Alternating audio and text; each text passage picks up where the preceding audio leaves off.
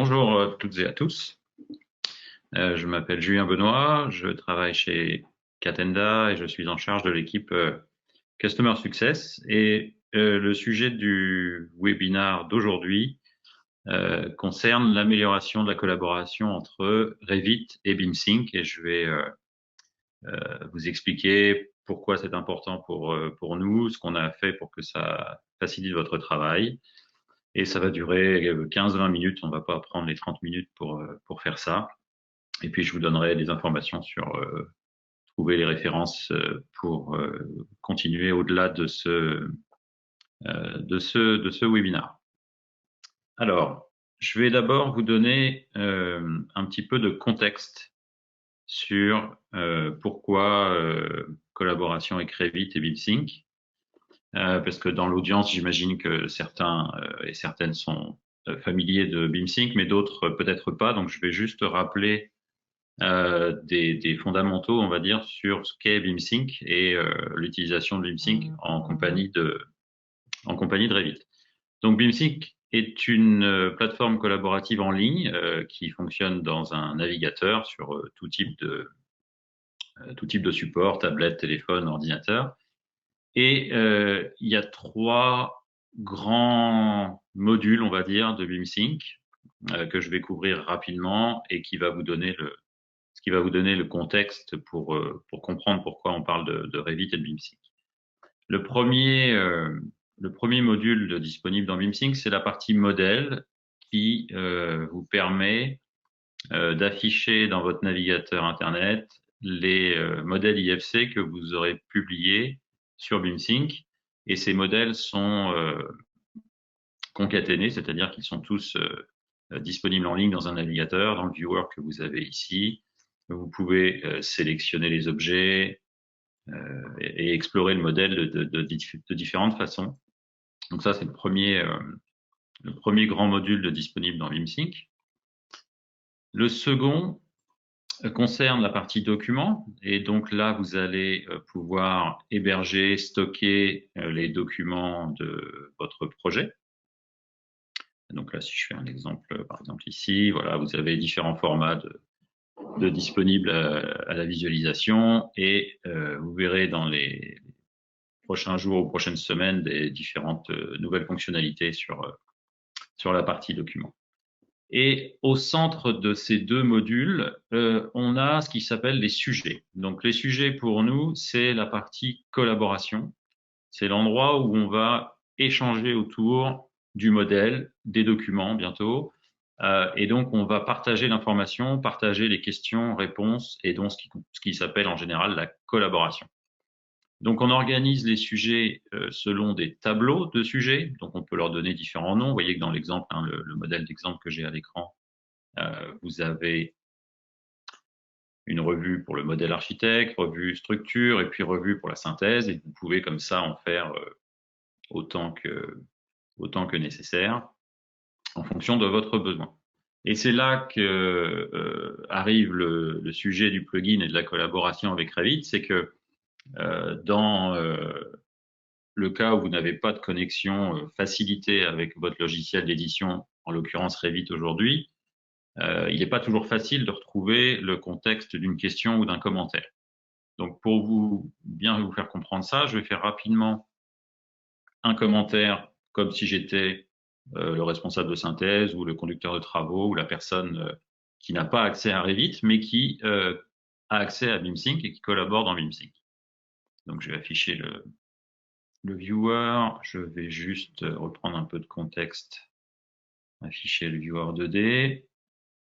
Voilà, je vais me mettre au rez-de-chaussée, je vais aller dans une pièce. Alors, vous voyez qu'il y a une connexion entre la navigation 2D et la navigation 3D. Donc, je vais fermer ça. Et puis, dans cette pièce, je vais faire un commentaire sur... voilà, je voudrais qu'on précise un peu peut-être la finition de ce mur. Et donc, je vais faire un nouveau sujet.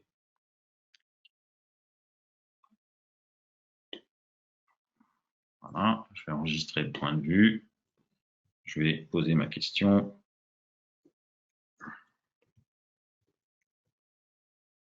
Préciser la finition du mur. Je vais dire que c'est une question et je vais attribuer ça à Bianca. Je vais mettre une date d'échéance, une petite étiquette qui concerne la finition.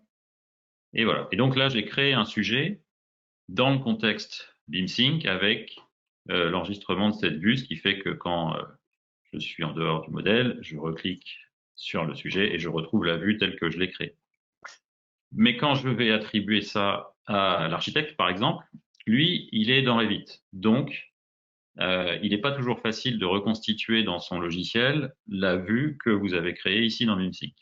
Donc, ce qu'on propose, c'est d'avoir un plugin qui va connecter directement les projets BeamSync avec votre projet Revit et qui va permettre de mieux échanger et de mieux collaborer.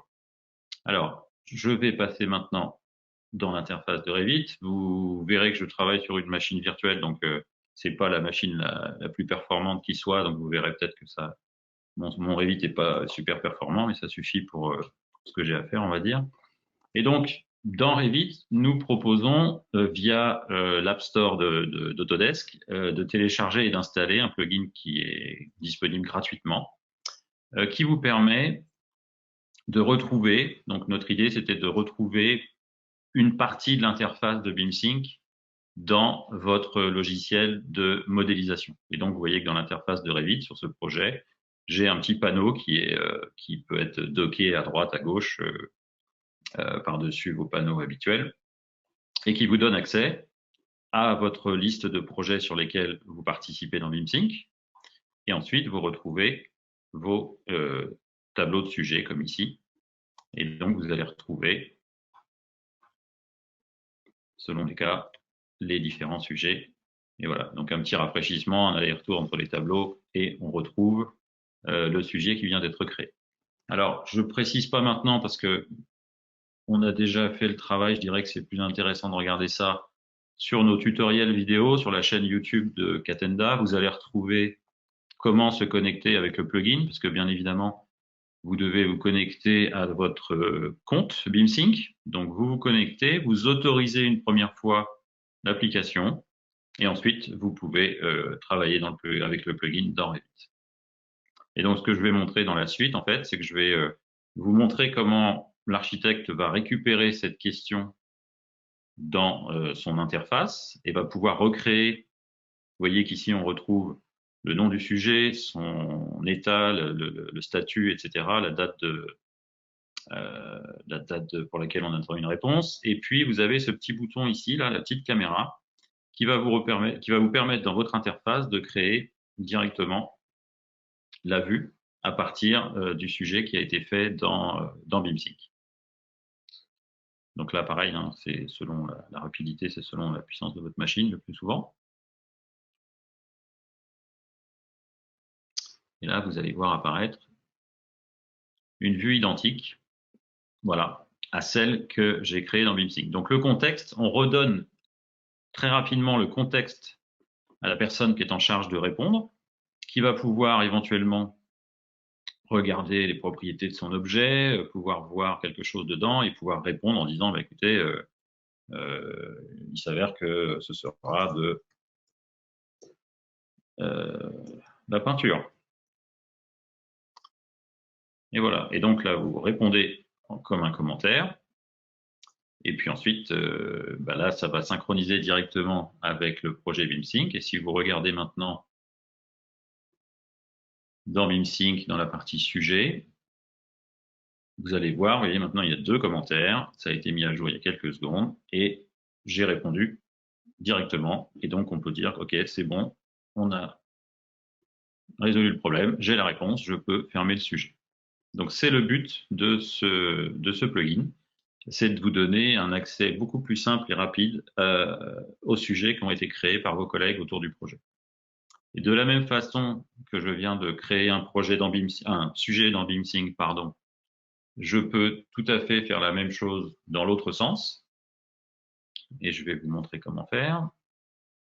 Donc là, je vais changer de tableau de sujet. Je vais aller dans le tableau de sujet revue architecte, oui, j'en avais déjà créé quelques-uns. Je vais vous donner la façon qui me paraît pour moi la plus simple, mais encore une fois, vous pouvez le faire de différentes manières.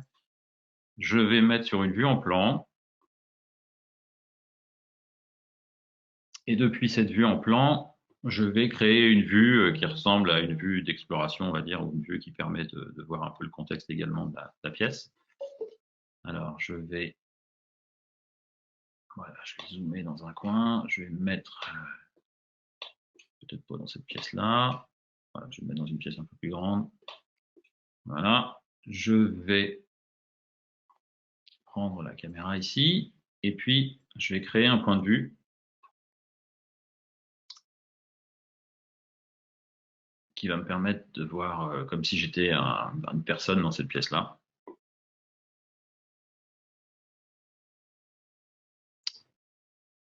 Donc je vais avoir cette vue, voilà. Et donc c'est à partir de cette vue que je vais faire un nouveau sujet, une nouvelle question dans le tableau revue archi. Je vais demander à la maîtrise d'œuvre, par exemple, ou de maîtrise d'ouvrage, valider la disposition du faux plafond, par exemple.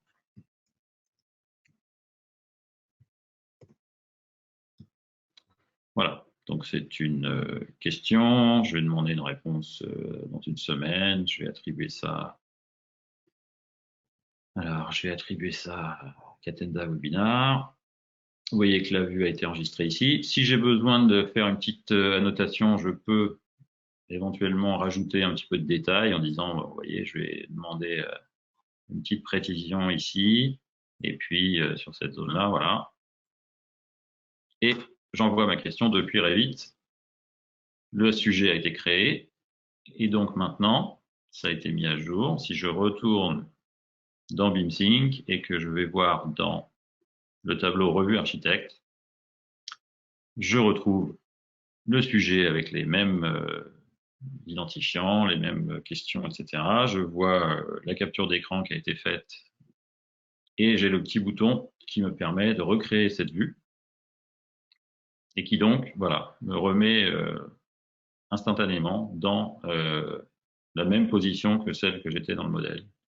Et donc, vous voyez ici, je retrouve l'endroit où j'ai mis la petite caméra dans l'interface de Revit.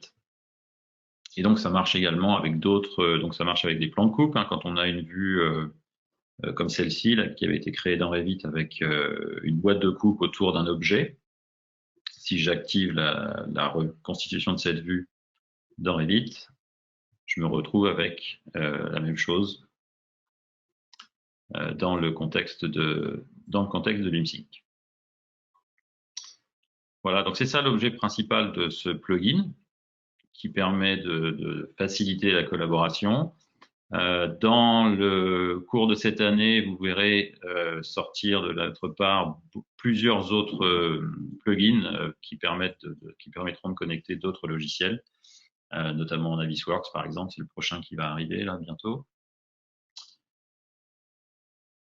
Qu'est-ce que j'ai oublié de vous dire? Dans cette partie-là, donc après, effectivement, il y a plus de détails. Je vais pas faire tous les détails, mais dans les réglages du plugin, vous pouvez nommer des vues avec un préfixe. Vous pouvez garder des vues 3D orthographiques et des choses comme ça. Donc, c'est des possibilités que vous avez dans le plugin. Vous pouvez également prendre des vues à plat et donc ça va faire une capture d'écran et vous allez retrouver la capture d'écran dans votre sujet, comme ici par exemple.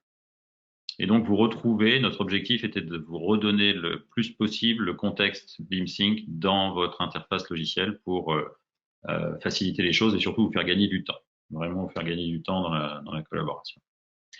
Dernier point qu'on a couvert également comme étant un service associé, on a pensé que ça pouvait être intéressant pour les utilisateurs d'avoir ce service-là, c'est l'export IFC. Et donc, je vais juste me mettre dans la vue qui va bien, parce que ce que je vous recommande, c'est vraiment de configurer les vues à l'avance pour sélectionner exactement ce que vous voulez exporter, plutôt que d'exporter le modèle en entier, ce qui n'est pas toujours pertinent. Donc, vous configurez une vue qui va bien pour exporter ce que vous voulez. Et dans le petit menu ici, là, vous avez Upload IFC et qui va vous donner en fait l'accès aux modèles qui sont disponibles dans le projet que vous avez sélectionné, dans le projet en question. Vous allez pouvoir mettre un commentaire sur ce que vous envoyez. Donc, ce qui est obligatoire, vous devez forcément mettre un commentaire dans l'export. Et puis, vous avez ensuite le choix de la configuration de l'export. Nous utilisons dans le plugin l'export natif de Revit. On n'a pas créé de nouvel exporteur, on utilise l'exporteur natif. Et donc, on a proposé un setup qui s'appelle BeamSync qui permet de récupérer les infos qui nous semblent essentielles, mais vous pouvez spécifier votre propre configuration d'export.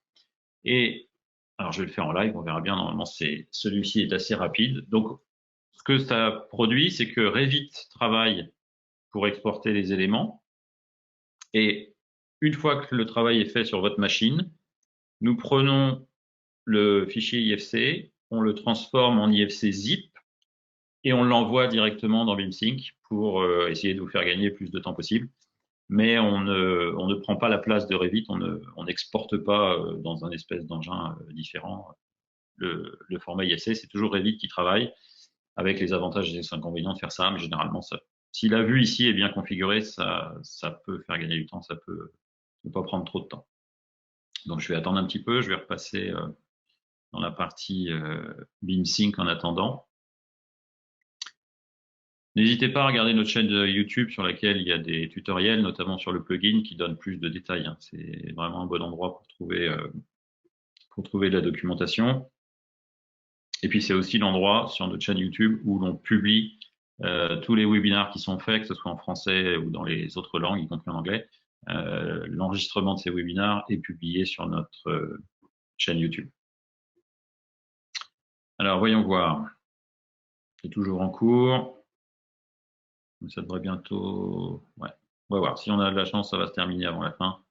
Sinon, bah, je vous prierai de me croire sur parole, mais vous voyez, j'ai fait un essai ce matin et donc on publie directement l'IFC au bon endroit. Et puis ma machine, encore une fois, n'est pas la plus puissante pour faire ce genre d'export IFC. Donc voilà, on est encore en train de... ça travaille. Donc ça va venir. Vous voyez, ce matin, on va voir qu'il y a premier export qui a été fait depuis l'interface et le deuxième a été fait depuis le compte Revit.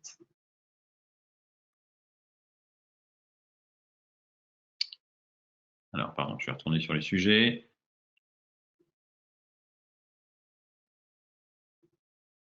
Vous voyez, celui-ci, c'est un détail qui a été créé depuis l'interface de BeamSync. Bon, je pense que je vais mettre... ouais, je ne sais pas si on aura le temps d'avoir exporté la totalité, mais là, je suis en train de meubler, mais je pense que ça va pas forcément arriver au bout. Avec un petit peu de chance, je laisse encore, hein, je suis pas trop en retard, donc je vais encore attendre une petite minute, on va voir ce que ça donne. Sinon, en attendant, je peux vous indiquer que ces webinars vont être, c'est le premier d'une série, puisqu'on a une série une dizaine de webinars de prévus dans les semaines qui viennent. Si vous pouvez noter la date du 18 mars, c'est la prochaine date de webinar en français qui concernera la connexion avec Solibri et qui permettra de montrer la connexion directe entre BeamSync et Solibri pour le partage des sujets, pour la collaboration. Et puis ensuite, toutes les 2 semaines, 3 semaines peut-être, il y aura des dates de communiquer sur notre LinkedIn pour les sujets suivants de webinar. Bon, vous voyez, Revit est toujours en train de travailler. Et donc, à un moment donné, vous verrez apparaître ici un nouveau modèle. Donc, tout le monde n'utilisera pas cette fonctionnalité-là. Je sais qu'il y a des gens qui ont des process différents. Mais quand vous demandez à chacun des participants d'exporter eux-mêmes, ça peut être une bonne assistance. Comme ça, ils ne se trompent pas de modèle. Ils ont une configuration proposée qui correspond aux besoins. Et ça fait le travail correctement, je pense. Même si, voilà, ça y est, vous l'avez vu passer en direct, traitement en cours. Donc là, maintenant, le fichier FC est arrivé sur la plateforme, ça va être intégré en back-end et ça sera disponible sous quelques secondes, je pense. Et c'est ce qui va me permettre de conclure ce webinaire. Il n'y a pas plus de choses à en dire et j'ai pas plus de temps à vous demander. Juste essayer d'attendre quand même de voir qu'on voit le modèle arriver, mais il est là, il est arrivé.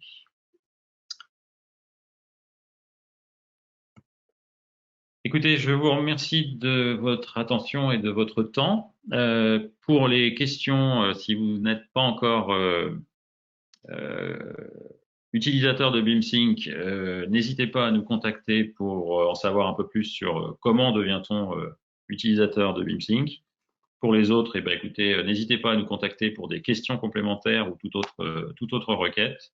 Et je vous retrouverai le 18 mars pour un webinaire concernant Solibri. En attendant, je vous souhaite une très bonne fin de journée, un bon appétit si vous allez manger, puisqu'il est bientôt l'heure, et à très bientôt. Merci, au revoir.